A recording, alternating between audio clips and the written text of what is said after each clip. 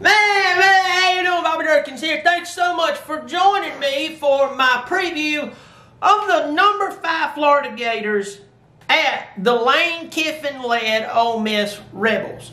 If you're brand new here and you hit the subscribe button, I always get mixed up which side it's on. I think it's on this one.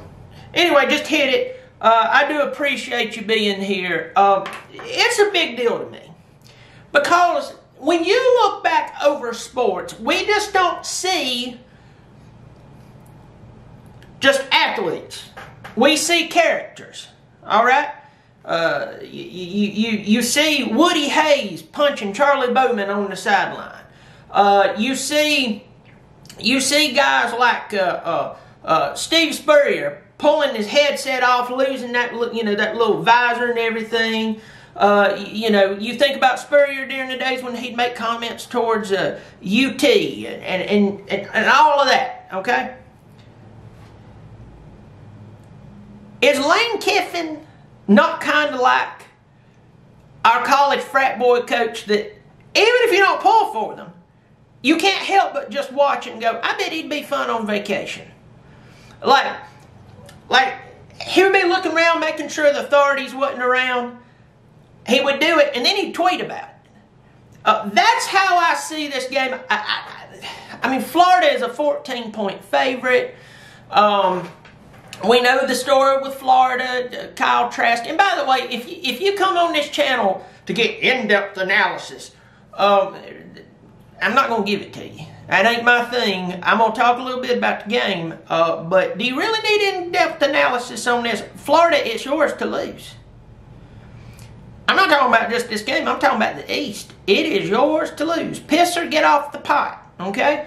We'll talk about a few players. We know Felipe Franks, gone. He's going to be playing for Arkansas, which, by the way, have y'all seen recent pictures of Felipe Franks?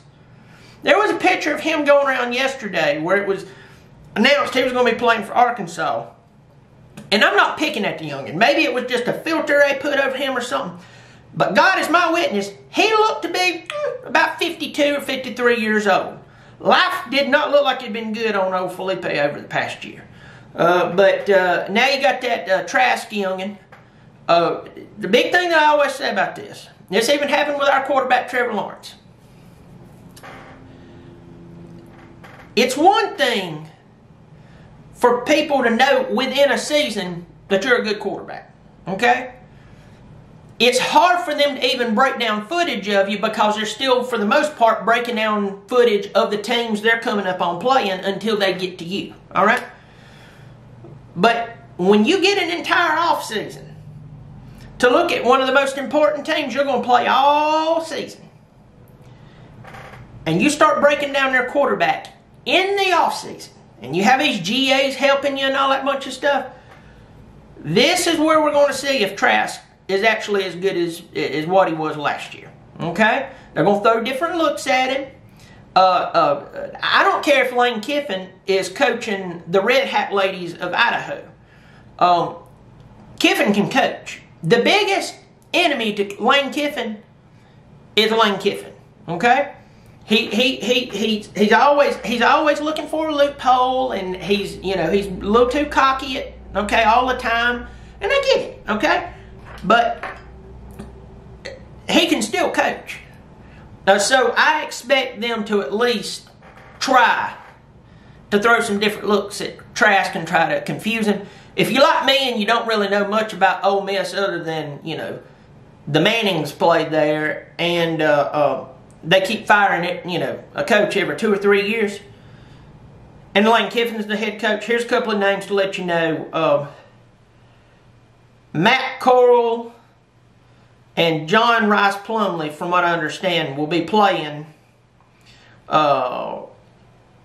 in this game. I could be wrong. I believe, most likely they're both going to be playing. So Corral got hurt last year, and then this John Rice, Reese, whatever, Plumlee, he come in and finished the last 8 games. Rich Rodriguez, by the way, is running offense down there. For all you Clemson fans like myself, he's running offense down there. It's going to be that zone read attack thing. So, Another name for all Clemson fans, you can remember a young man named Jerrion Ealy. Jerrion Ealy, really good running back. He chose Ole Miss over us.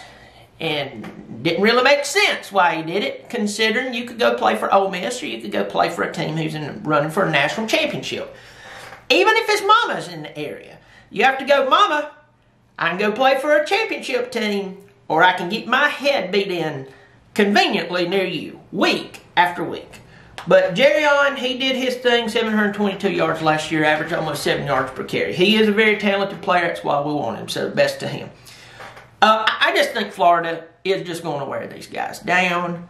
I think a 14 points, Florida winning by 14 points would be the best case scenario that happens with Ole Miss. Now, if our old boy has something up his sleeve and Kiffin comes out there and does something incredible, would we be surprised? With Kiffin, no. The first game of Ole Miss, kinda. But I expect Florida come in, Florida do win the game by 14 points.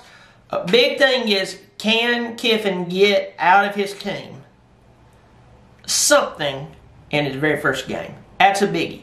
And the next thing, Kyle Trask. Can they confuse him? Does he even have to do that much tomorrow? We'll find out, but I call Florida to win this game by at least 14 points. I lean more towards 17 to 21 points.